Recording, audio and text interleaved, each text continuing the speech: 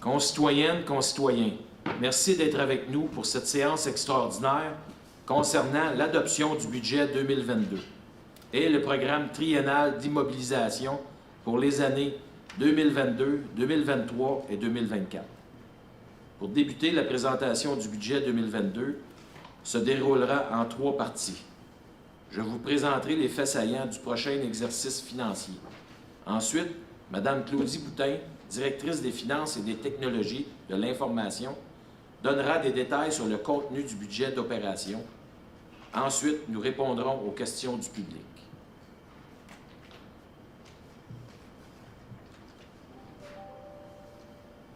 Le budget 2022 repose sur les objectifs cités au plan municipal. 1. Assurer une saine gestion financière. 2. Développer la notoriété et l'image de la ville. 3. Maintenir et améliorer les infrastructures. 4. Offrir des services municipaux de qualité. Et 5. Développer les grands projets. En septembre 2021, la Ville de Saint-Philippe a reçu un nouveau rôle d'évaluation foncière qui résume l'inventaire et la valeur de toutes les propriétés sur notre territoire. Saint-Philippe affiche une croissance de 277 millions de dollars pour une richesse foncière totale de 1 milliard 263 millions. L'augmentation de la valeur résidentielle moyenne se situe autour de 25 % et dans le secteur agricole, la hausse moyenne est de 50 %. Le budget 2022 s'élève à 15 571 315 $. La Ville ajustera le taux de taxation de 3 % et les tarifs en fonction de l'augmentation des coûts pour une majoration totale de 3,7 % pour la maison moyenne. Pour une maison d'une valeur moyenne évaluée à 388 500 $, la variation du compte de taxe est de 123 $ de plus. La croissance du budget 2022 s'explique par différents facteurs, entre autres les quotes-parts auxquels la Ville doit souscrire,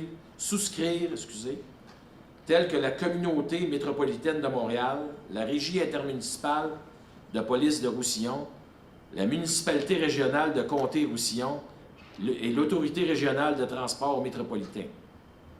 La rémunération globale des ressources humaines respectant les différentes ententes de conditions de travail et de conventions collectives et les besoins en ressources humaines pour les services d'urbanisme et de développement durable, des finances et des communications. La Ville prévoit également de la bonification des services directs aux citoyens, notamment une offre de camp de jour centralisée au complexe Élodie P. Babin, de l'animation estivale dans les quartiers et un marché de Noël. De plus, en 2022, notre administration réalisera différents projets prioritaires en matière de formation, de santé et sécurité au travail, de planification pour l'aménagement des réseaux cyclables, parcs et espaces verts. Depuis quelques années, Saint-Philippe attire de plus en plus de nouveaux citoyens. On ne peut nier que notre population grandit et nécessite davantage de services. De son côté, la Ville demeure connectée à cette réalité et adapte ses opérations pour répondre aux besoins de notre communauté en croissance. Nous nous engageons à poser les meilleures actions pour respecter notre riche histoire et rendre Saint-Philippe accueillante et sécuritaire. Au nom des membres du Conseil municipal, je vous remercie de participer à cette soirée de présentation. J'invite maintenant Mme Claudie Boutin à faire la présentation détaillée du budget 2022. Bonsoir tout le monde.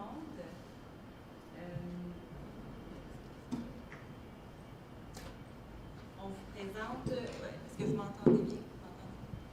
On vous présente aujourd'hui un budget de près de 15,6 millions de dollars, soit une hausse de 1,2 million. Les principales variations au niveau des revenus sont l'augmentation de notre richesse foncière, l'augmentation du nombre de logements sur notre territoire, ainsi que l'augmentation de nos revenus de permis et nos revenus de droits de mutation immobilière. Si on regarde plus en détail les différentes catégories. Au niveau de la taxe foncière, une augmentation de 823 000 due à l'ajout des nouvelles propriétés résidentielles sur notre territoire et une augmentation du taux de taxation. Au niveau de la tarification, une augmentation de 130 000 due à l'ajout de logements sur le territoire et à une augmentation des tarifs en lien avec l'augmentation du coût de ceux-ci. Au niveau des services rendus, une augmentation de 22 000 pour les montants qui sont refacturés, soit en quote-part ou en revenus de location. Les autres revenus, une augmentation de 423 000 qui s'explique par des revenus de droit de mutation et de permis plus élevés qu'en 2021. Pour les subventions, des revenus moins élevés qu'en 2021, de 176 000 parce qu'en 2021, nous avions reçu une aide financière pour la COVID-19 là, qui n'a pas été reconduite pour 2022.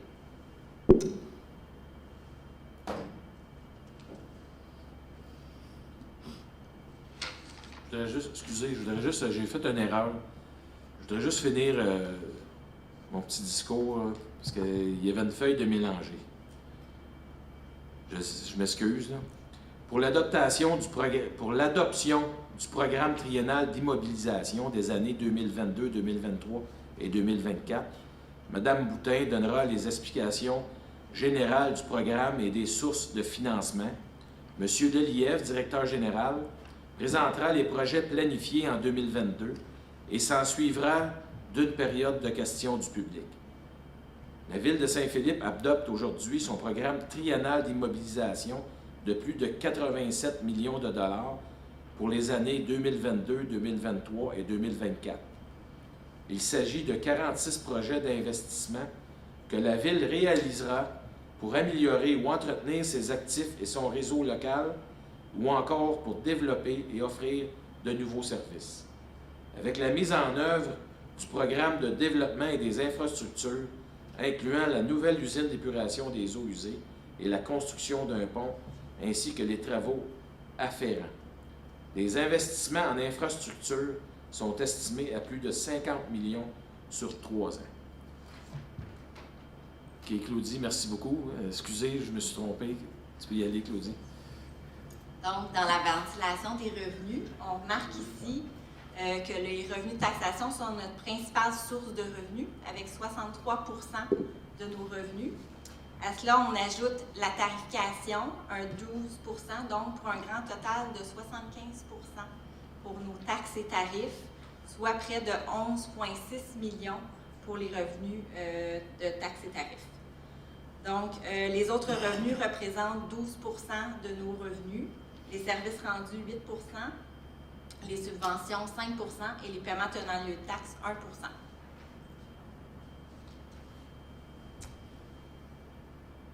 Donc, voici comment sont répartis nos revenus de taxation, qui représentent à eux seuls 63 de nos revenus totaux.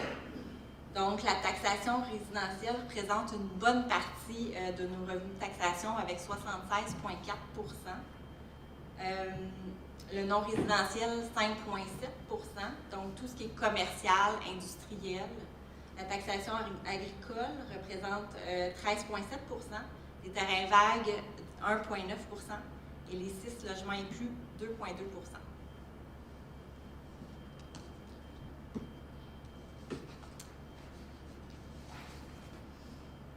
Les principales variations au niveau des dépenses sont l'augmentation de nos quotes-parts, l'augmentation du remboursement de la dette, l'ajout de nouveaux événements, activités, la bonification du camp de jour, l'ajout de personnel. Si on regarde plus en détail nos dépenses, au niveau de l'administration générale, une hausse de 351 000, notamment due au renouvellement de la convention collective, à l'ajout d'employés aux finances et aux communications, à l'ajout de mandats de services professionnels, à la hausse des déductions à la source et finalement l'augmentation des quotes-parts versées à la RTM et la CMM. Pour ce qui est de la sécurité publique, l'augmentation de 163 000 due majoritairement à l'augmentation de la quote-part payée à la Régie de police. Transport et réseau routier, un ajout de 110 000 dû au renouvellement de la convention collective, à l'ajout de divers mandats et petits achats d'équipements. Hygiène du milieu, une hausse de 93 000 $, notamment pour l'augmentation du coût de l'eau, l'augmentation des quotes-parts versées à la MRC pour les collectes de matières résiduelles, de recyclage et pour l'organique. Urbanisme, augmentation de 69 000 $ pour l'ajout de 2 ressources supplémentaires à partir du mois de juillet. Loisirs et culture, une augmentation de 229 000 $ qui s'explique par l'ajout d'effectifs pour le camp de jour, l'ajout d'un préposé pour l'entretien des terrains sportifs, puis l'ajout de différentes activités et événements. Remboursement de la dette, une hausse de 143 000 $ pour le financement et le refinancement de divers règlements en 2021 et l'ajout de nouveaux financements en 2022.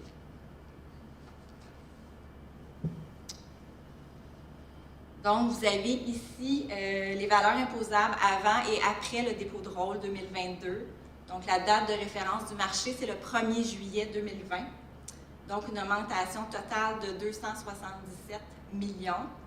Les écarts sont les suivants. Donc, au niveau résidentiel, une augmentation de 25 % des valeurs imposables. 6 logements et plus, 28 %. Terre évêque desservi, 30,5 %. Commercial industriel, 12,8 %. Puis agricole, 50 %. Donc, un total de 28,1 % pour l'augmentation de notre valeur imposable sur le territoire.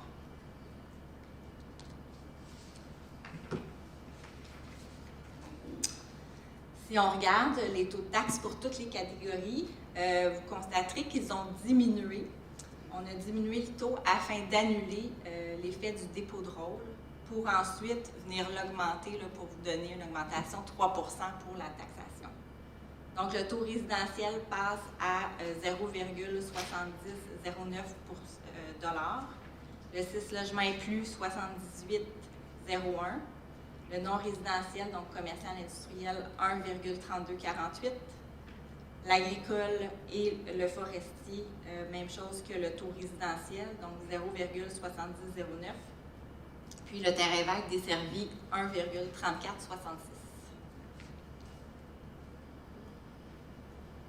Les tarifs, comme on l'avait mentionné, ont, eux, augmenté. Donc, la tarification n'a pas augmenté depuis plusieurs années. Donc, on est venu l'ajuster en fonction des coûts qui nous sont rechargés, entre autres, là, par la MRC pour les collectes, puis au niveau de la taxation pour le coût de l'eau. Donc, le dessous, au niveau de la réserve infrastructure, demeure le même en 2022. L'eau résidentielle est de 198 $ pour 2022. L'eau commerciale, 250 $. La taxe au niveau de la piscine demeure la même avec 25 $. Collecte des matières résiduelles, 130 $. Collecte de recyclage passe de 75 à 80 $. La collecte des matières organiques passe de 60 à 65 $. Puis au niveau de l'égout, on passe de 149 à 155 $.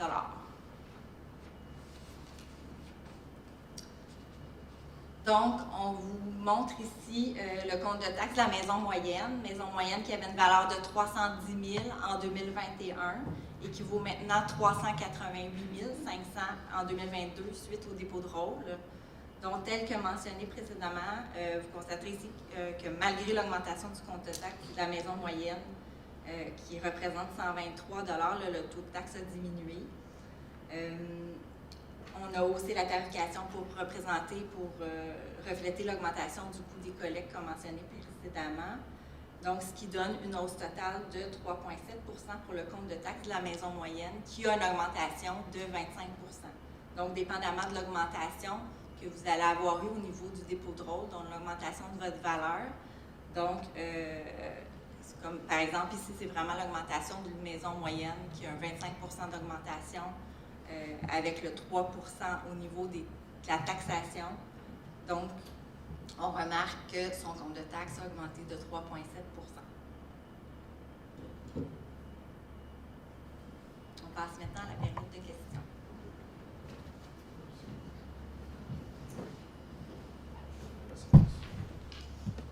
On va faire un proposeur pour l'adoption de l'ordre du jour. propose au Conseil d'approuver l'ordre du jour de la présente séance extraordinaire. On est tous d'accord? Oui. Au point 4.1, adaptation du budget pour l'année 2022. Est-ce que j'ai un proposeur? Considérant la présentation du budget, en conséquence, je propose d'adopter tel que présenté le budget de la Ville pour l'exercice financier se terminant le 31 décembre 2022 au montant de 15 571 315 $, dont copie demeure annexée à la présente résolution pour en faire partie intégrante. Qu'un document explicatif du budget soit distribué gratuitement à chaque adresse civique sur le territoire de la Ville. Est-ce qu'on est tous d'accord? Oui. À la section 4.2, adaptation du programme triennal des immobilisations pour les années 2022, 2023 et 2024. Monsieur le maire, voulez-vous passer à la période de questions pour le budget tout de suite? On fera le triennal après. OK. Bon. Fait qu'on- C'est déjà, on a des questions sur le budget, c'est le temps. Bon, si vous avez des questions sur le budget, on va les passer tout de suite. Veuillez vous nommer, s'il vous plaît, et donner votre adresse. Merci Jean Rio, beaucoup. 370 Montée-Saint-Claude, Saint-Philippe-de-Prairie. J'ai vu un peu rapidement, là, mais vous avez des augmentations sur l'eau, vous avez des augmentations sur l'égout, vous avez des augmentations, moi qui me finance tout seul mes égouts, qui finance mon eau, qui finance mes pompes, je fais-tu partie de l'augmentation sur mes taxes? Êtes-vous desservi, M. Rio? Je ne suis pas desservi, moi. Non, vous avez rien. Je suis pas sûr de ça, là, vous avez mis le 3 là. 3 il part de où? C'est deux choses séparées. Il y a une augmentation de 0,7 sur la tarification, donc les services, aqueduc, égout. Mais le 3 lui, est sur le budget. Vous êtes affecté. Tout le monde. Tous les soins de services sont affectés. C'est le taux de taxation, ça. 3%. Autrement dit, moi, là, je paye pour vos eaux, je paye pour vos égouts, puis en plus, moi, je paye encore pour des égouts, puis je paye pour mon eau, puis je paye pour mes pompes. C'est ça que je comprends. Je me suis respié à ça. Non. Je ne peux pas payer pour l'eau, je n'ai pas d'eau, moi. J'ai des égouts non plus. Je suis obligé de payer des fosses septiques de 200-300$ par année. Quand je change une pompe, c'est 700-800$. Ça fait pas partie de mes taxes. Je paye déjà 3400$ pour la montée Saint-Claude. Puis je trouve qu'on n'a pas grand-chose en retour pour les taxes qu'on donne. Ils font toutes sortes de choses ailleurs. Chez nous, il ne se fait rien. Merci. Mais vous payez sur les services qui sont rendus. Si ces services-là sont pas dans votre... Vous les avez pas sur votre compte de taxes, vous les payerez pas. Vous payerez pas pour. Ben, je suis pas sûr de ça. Vous allez payer, oui, l'indexation de 3 vous allez le Je payer, vois, mais l'augmentation de ma maison, elle va augmenter de... Mettons, je payais 3 400, là, je suis rendu à 3 575. C'est augmenté à peu près de ce produit-là, là. Mais ça augmente à peu près partout pareil. non, il y en a qui vont... On a fait plusieurs... on a fait l'exercice, on a pris plusieurs maisons de différentes valeurs. Il y en a qui vont baisser, ils vont payer moins cher de taxes. Il y en a d'autres qui vont payer un petit peu plus cher. On a fait l'exercice. L'autre, tu peux-tu se poser une autre question? Oui. Moi, je promène souvent à pied chez la montée Saint-Claude. Puis ils passent des autos à côté de nous autres, à peu près à 6 pouces de nous autres. Ce serait pas possible de mettre une pancarte à l'entrée puis avertir les chauffeurs qu'il y a un contournement pour les personnes et les bicycles qui se promènent à pied. C'est parce que là, ce soir, on voudrait des questions sur le budget, portées sur le budget. Mais ça va être dans le budget. Là. Monsieur, non, mais vous pourriez faire la demande. Vous pourriez faire la demande à M. Fontaine, qui est votre conseiller dans votre district. Ça serait bon de lui faire la demande et lui, il va me la donner et puis on va les donner aux C'est pas bien cher pour éviter des accidents. Le monde, ça passe vite. Là. Oui, mais il faut vous dire qu'on est nouveau, ça fait un mois qu'on est là en poste, un mois et une semaine. Je vais vous donner la Et puis, chance. on est là pour vous. On est là pour vous. On veut vous écouter. Mais comme je vous dis, parce que là, ce soir, sans ça, ça finira plus. OK. Fait que si vous avez une chance, donnez votre question à votre conseiller et puis il va nous la transmettre. Et puis, on va travailler pour. On est là pour ça. Je vais vérifier ça si je ne paye pas Oui. l'information sur vos Il n'y a pas de problème. Est-ce qu'il y a quelqu'un qui a d'autres questions sur le budget?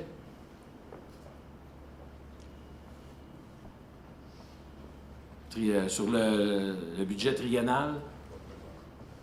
Hein? Ok. Monsieur Sylvain, est-ce que l'augmentation du conseil, les salaires du conseil, ça fait partie du budget aussi? Ça fait partie du budget. Non, Leur augmentation, là. ça fait partie du budget. Hein, c'est certain. On prend ça, ça vient du budget de la ville. Là. D'accord. Écoutez, Merci. c'est certain.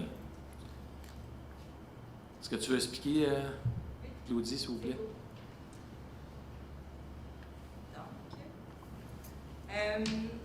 Donc, le programme triennal 2022, 2023, 2024 prévoit des investissements de 87 millions de dollars sur 3 ans, soit 27,6 millions en 2022, 39,3 millions en 2023, puis 20,5 millions en 2024. Le graphique suivant illustre la classification des projets par type d'immobilisation. Donc, les projets d'infrastructure représentent 59 avec plus de 51 millions de dollars et incluent l'usine d'épuration des eaux usées. Les bâtiments représentent 24 de nos investissements avec 20,9 millions de dollars. Les parcs, 15 avec 12,9 millions de dollars. Les équipements, 2 avec 2 millions de dollars. Et les technologies de l'information, moins de 1 avec 310 000 dollars d'investissement. Le programme triennal d'immobilisation 2022 inclut 27 projets pour un investissement, tel que dit précédemment, de 27,6 millions de dollars. Et ce sont majoritairement des projets d'infrastructure. Nous verrons plus en détail les projets prévus en 2022 dans les diapositives suivantes. Plusieurs sources de financement seront requises pour financer ces projets, donc notamment diverses subventions, des emprunts au fonds de roulement, des emprunts à long terme, l'affectation de divers surplus et fonds réservés tels que fonds de parc et fonds de carrière.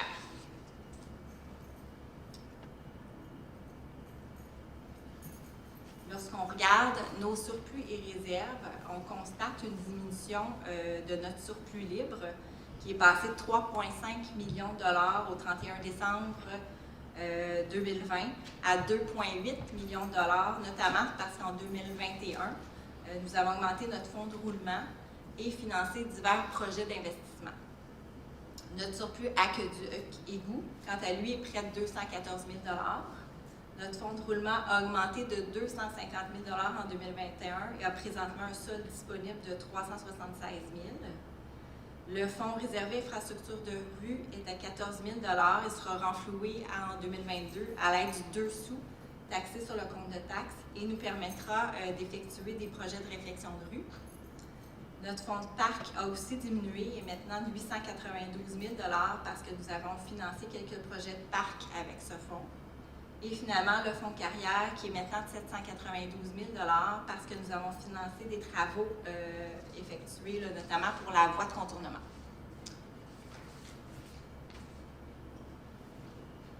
Avec l'arrivée des grands projets sur notre territoire, nous prévoyons une augmentation de la dette en 2022, passant de 18,2 millions de dollars à 19,8 millions de dollars. Donc, le développement sur notre territoire est essentiel afin de générer des revenus supplémentaires et permettre de rembourser notre dette.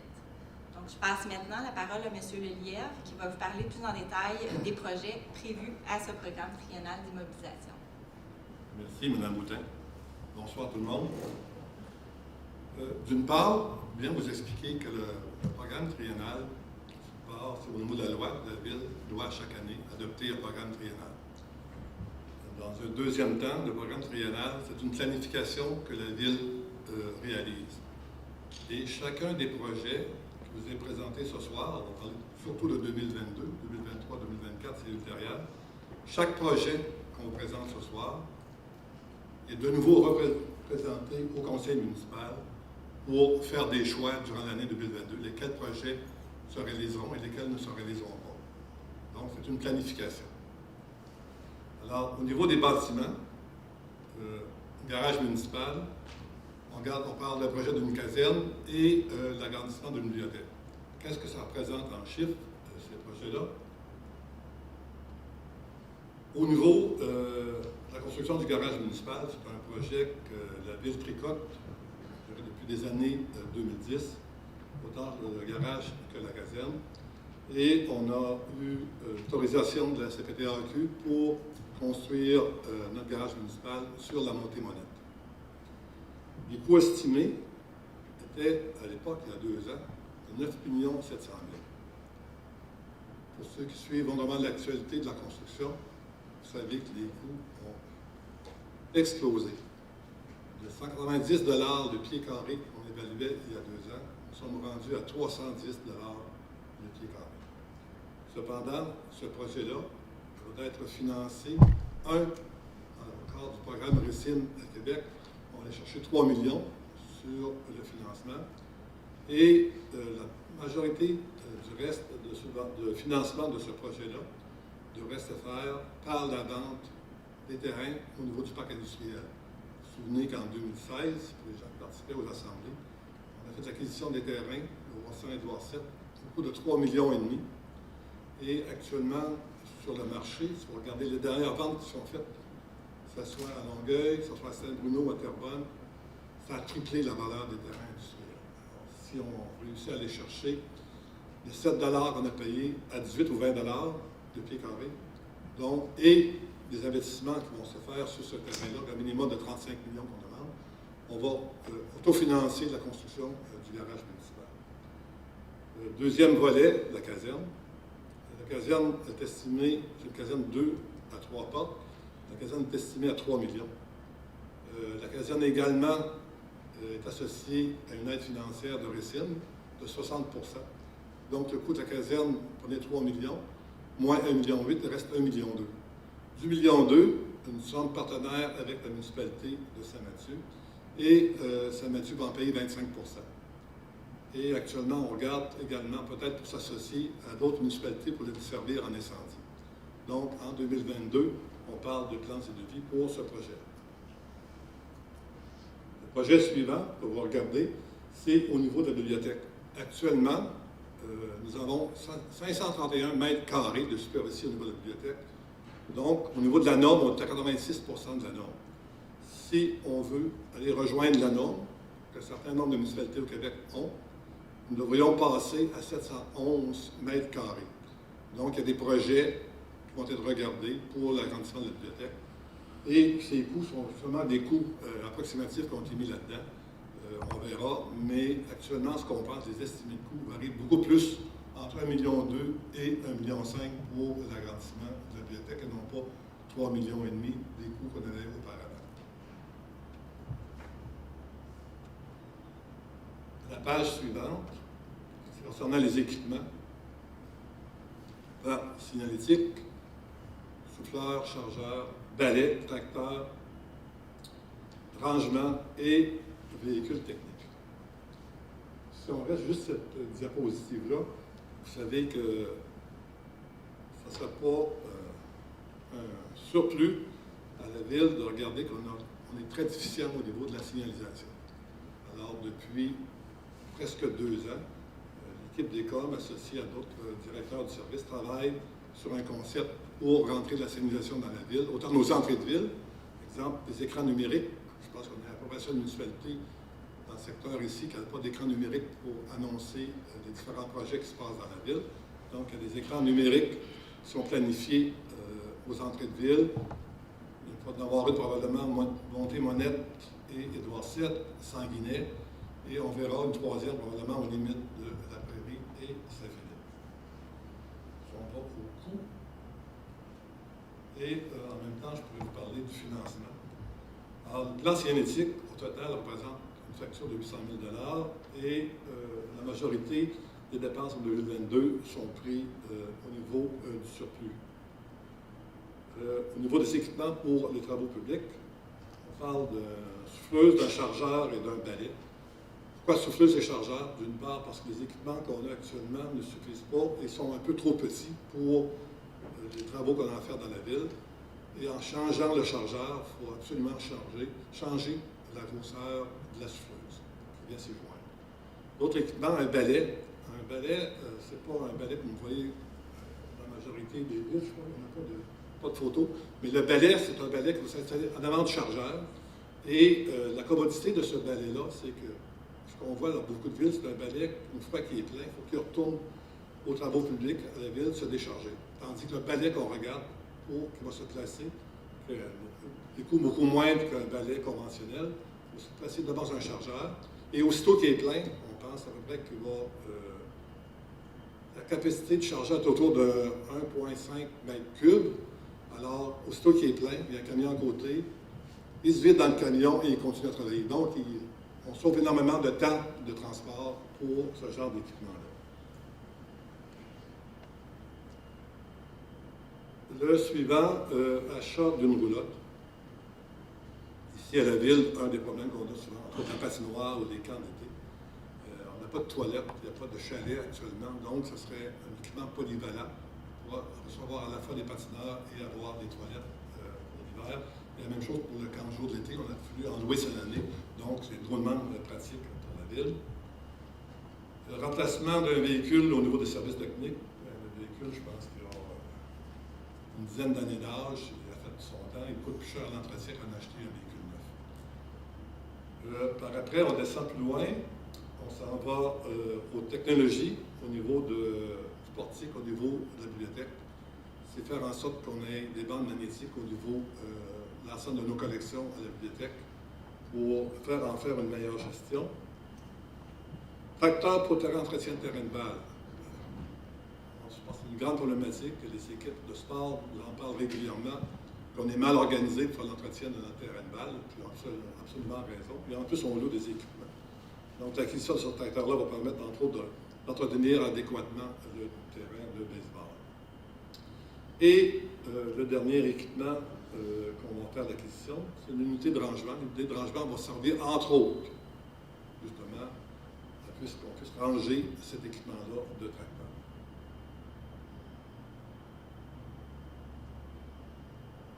Différentes infrastructures. Je pense que ça fait plusieurs années qu'on vous parle, et on en parlait bien avant, d'une voie de contournement, des projets de rétraction de rue et de notre station d'épuration des eaux usées et également un prolongement de trottoir. Au niveau de la voie de contournement, des travaux qui vont se faire en 2022, c'est un projet évalué à 2,5 millions. N'oubliez pas que ce projet-là est financé entièrement par le fonds de carrière. Donc, à chaque année, la ville, à partir de la carrière, ici, qu'on a à Saint-Philippe, nous paye, je pense que les redevances sont rendues à 61 sous la tonne métrique, et actuellement, on reçoit, bon an, mal an, plus ou moins 400 000 $. Donc, ce sont ces sommes-là qui vont payer entièrement la voie de contournement. Donc, il n'y a aucune taxation de prévue pour la voie de contournement. Réfection des rues de Bernard-Lucien Deneau. On a fait l'application dans un programme gouvernemental. Donc, ces 3 rues-là vont être faites sur une distance d'à peu près 425 mètres. Pour ceux qui connaissent le coin, ça arrive à la rue de Benoît. Donc, on fait à peu près la moitié de ce secteur-là, qui est évalué à 3 900 000 les coûts de travaux, et la ville va bénéficier d'une subvention qu'on a parlé tout à l'heure, parce qu'il y avait une entente que M. le maire a parlé, on va recevoir du gouvernement du Québec 2 338 000 $ pour financer ces travaux-là. Réfection de rue, secteur rural. Pour ceux qui voyagent par Laurent-Saint-André, entre la rue Brossard, donc aux limites de Saint-Philippe de la Prairie, et Saint-Philippe et Saint-Mathieu, jusqu'au camping Saint-André, on a environ 1 km de rue à refaire. On va le refaire si on a la subvention qu'on a présentée au gouvernement du Québec. C'est conditionnel à la levée de la subvention, qui peut être évaluée entre 50 et 75 % de la subvention. On verra. Comme je vous disais tout à l'heure, c'est de la planification. Si on a de l'aide financière, il y a des projets qui vont se réaliser. Si on n'a pas d'aide financière, les projets ne se feront pas. Réfection de pavage réfection de pavage dans différents secteurs de la ville, principalement dans les secteurs de requalification. Il y a des coupures pour la rue pour faire des entrées d'eau, etc. Peu importe que les promoteurs refont bien leur travail, il reste toujours des éléments à corriger. Donc, on a un budget de 400 000. Et il faut vous dire également que la ville reçoit peu près tous les 4 ans. Mettons. Cette année, pour 2019 et 2023, on appelle ça la TEC, la taxe d'assises. Donc, c'est des argents qu'on reçoit à la fois du fédéral et du provincial. Et la Ville a reçu, pour ces 4 années financières-là, 3 250 000. Donc, beaucoup de projets sont financés à même ce fonds-là. Donc, si on regarde, par exemple, au niveau des entrées d'eau, c'est financé à même ce programme-là. Donc, il n'y a aucune taxation là-dessus. Si on descend plus bas, les autres projets, que ce soit les fossés d'entrée de ville sur chemin Sanguinet,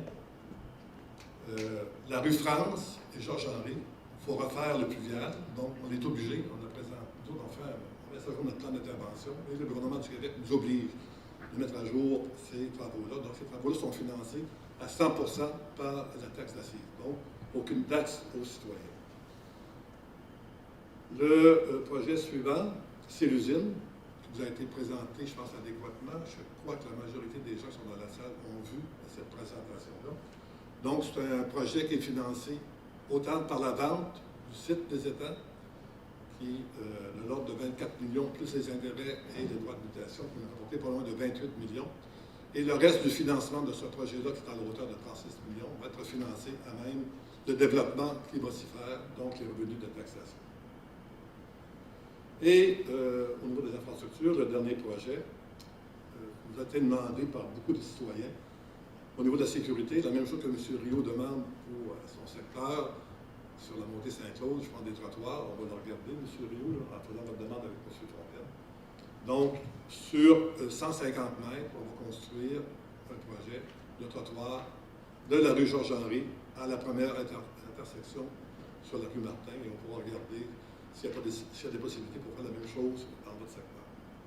Je ne fais pas de promesses, moi, mais on va le regarder. Parc linéaire, aménagement de parc, piste multifonctionnelle Édouard VII.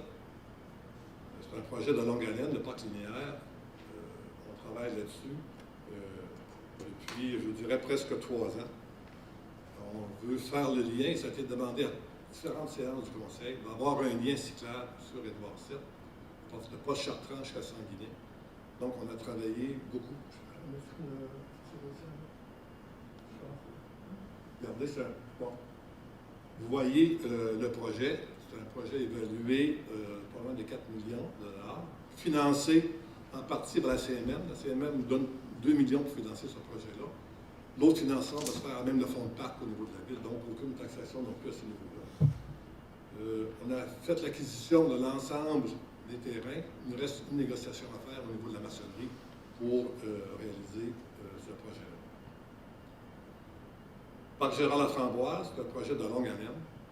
Entre autres, la Gloriette ici qui a besoin de beaucoup d'amour. Alors, on va refaire ces travaux-là normalement en l'été 2022. Aménagement du parc des Eaux-Pépines. On parle d'un projet pour ceux qui... C'est au bout de la rue Jeanne, ici, près des étangs aérés. Un très grand parc. Et que lui va devoir servir à donner du service aux jeunes familles de ce secteur-là. Également, c'est un projet qui va se réaliser conditionnellement à une demande de subvention qu'on a adressée au gouvernement fédéral. On a demandé 750 000 d'aide financière pour réaliser ce projet. Terrain de balle, la même chose au terrain de balle, il y a une demande d'aide financière qui a été faite. Pour l'éclairage, qui est grandement déficient. Alors, il y a une aide financière qui a été demandée. S'il n'y a pas d'aide financière, malheureusement, le projet ne pourra pas se réaliser. Piste multifonctionnelle sur la route d'Édouard VII, un projet qui tient à cœur M. le maire. Alors, on va travailler très fort sur ce projet-là.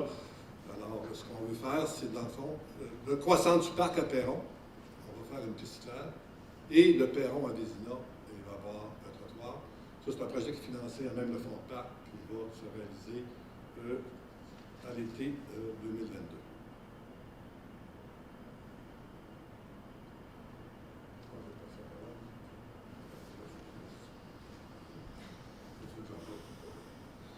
Donc, il y a 3 projets en technologie d'information. Je vais laisser ma collègue parler de l'équipement d'informatique.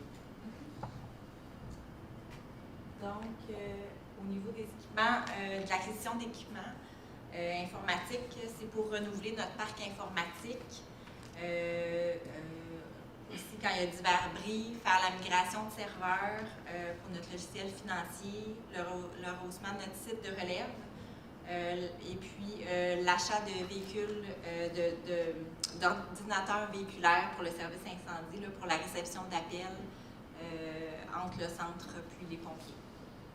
On a aussi la gestion centralisée des caméras IP là, pour nous permettre, dans le fond, c'est l'acquisition et l'installation d'un système centralisé de caméras. Puis, Portail citoyen, c'est une plateforme qui vise à simplifier et personnaliser les services offerts en ligne là, au niveau de la ville. Donc, ça fait le tour du programme triennal. Comme je vous mentionnais, c'est une planification. Des projets qui sont réalisés advenant qu'on a de l'aide financière des gouvernements supérieurs. D'autres sont financés à même la taxe d'assises, d'autres à même le fonds de PAC, le fonds de roulement, et d'autres projets sont financés à même le développement qui va se faire dans certains secteurs de la ville. Est-ce qu'il y en a qui ont des questions encore sur ce Moi, j'ai projet? une question que pléthore citoyen de Saint-Philippe se pose. En fait, c'est le principe des vases communicants, c'est-à-dire plus on a de maisons, plus on a de goudron, plus on a de... On n'entend pas la question, monsieur le maire. On n'entend pas la question. Je vais y aller. OK. Alors, Ça serait bon de donner votre oui, nom, monsieur votre Abrieux, adresse. Jean-Marc Abrieux, 2230, route Édouard VII. Alors moi, je suis comme pléthore citoyen de Saint-Philippe, on se pose la question, c'est le principe des vases communicants. Plus on a de maisons, plus on a d'asphalte, plus on a de rues à nettoyer, plus on a de personnel à employer, plus on a de matériel à acheter, ce qui fait que là, tout ce qu'on gagne d'un côté, on le perd de l'autre. Parce que plus on s'agrandit, plus on s'étale, là, on a besoin de plus de déneigeuses, de personnes qui, d'abord, je parle avec les employés, ils disent, on n'est pas assez comme personnel, il faut employer d'autres personnels. Donc, je ne vois pas là exactement l'urgence de ce développement sauvage, là, cet étalement urbain. Et si je peux faire du pouce sur la lutte contre les changements climatiques. Moi, j'admire beaucoup la jeunesse qui s'est présentée dans les municipalités. Je m'excuse de vous interrompre, M. Abrieux, Oui. parce que c'est... Mais c'est parce que je n'ai pas eu le temps tout à l'heure, vous avez arrêté les questions, on peut rien Oui, c'est faire. parce qu'on voudrait des questions sur le budget triennal ou le budget... Bien, je viens de vous le dire, c'est le principe des vases communicants, là. Plus on monte de maison, plus on a besoin de personnel, plus on a besoin de matériel pour nettoyer les rues. Ce qui fait que ce qu'on a, on nous parle de taxes d'un côté, on les remet de l'autre, là. Mais comme le budget... Et je vois pas l'urgence, d'abord. Le budget triennal est une projection. C'est une Oui, je sais. projection dans les 3 prochaines années. D'accord. Ça ne veut pas dire que c'est tout ce qu'on a mentionné Ça va va se avoir faire. lieu. Mais moi, Ça va avoir lieu. moi c'est une constatation, moi, c'est pas une projection. Je comprends. Mais j'aimerais que ça soit des questions qui sont posées sur le budget triennal, D'accord. sur le budget, Ok, s'il vous plaît. d'accord. Et après, est-ce que je vais pouvoir m'exprimer encore ou Faut... je mets mon masque et je me tais là?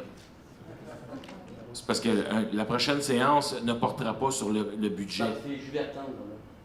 S'il vous plaît, merci.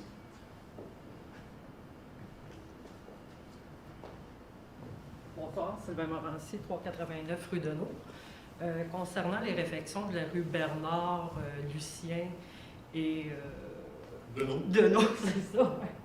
Je suis un peu inquiet de voir qu'on fait seulement que la moitié de la rue et non pas les rues au complet. Parce que je me dis, moi je reste dans l'autre secteur, mais qu'on refasse la deuxième partie, bien, la première partie va sûrement être endommagée aussi un peu par les...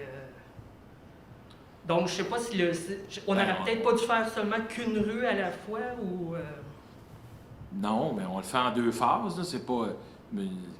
C'est plusieurs phases, là. On le fait en 2 phases, mais c'est supposé être les trois rues, excepté que pas jusqu'au bout, jusqu'à la rue Benoît. Oui, c'est ça.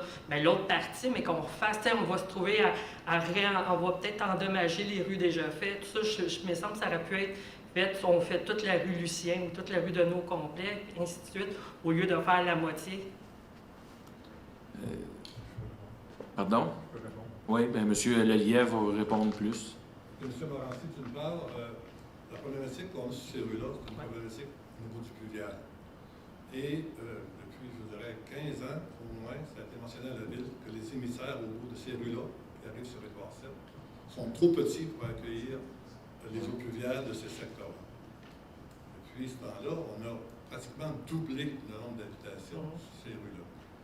Et la demande d'aide financière qui était faite dans le programme d'aide pour la voirie locale à Québec, on parlait de l'ensemble du projet, sauf que la subvention qui nous était accordée, c'était pour ces 3 rues-là, sur une distance d'à peu près 425 mètres.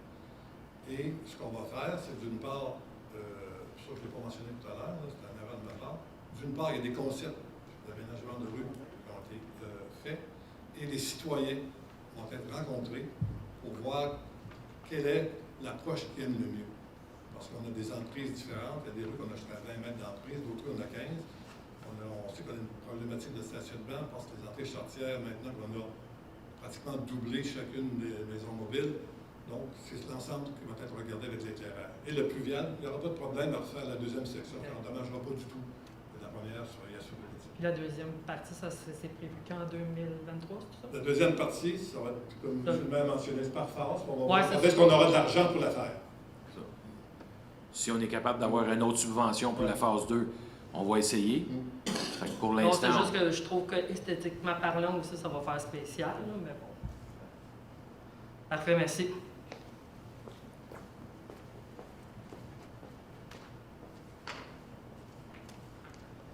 Est-ce qu'il y a des personnes qui ont d'autres questions pour le budget triennal? Alors, si vous permettez, je vais lever. C'est l'adoption. Non, m'excuse.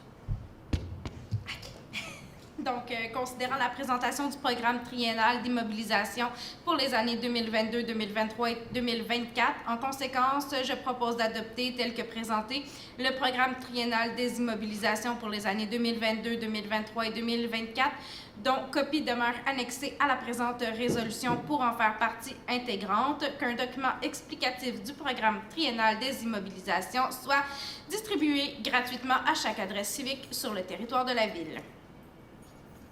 On est tous d'accord? Oui. Oui. Alors, je propose que la présente séance extraordinaire soit levée à 20h59.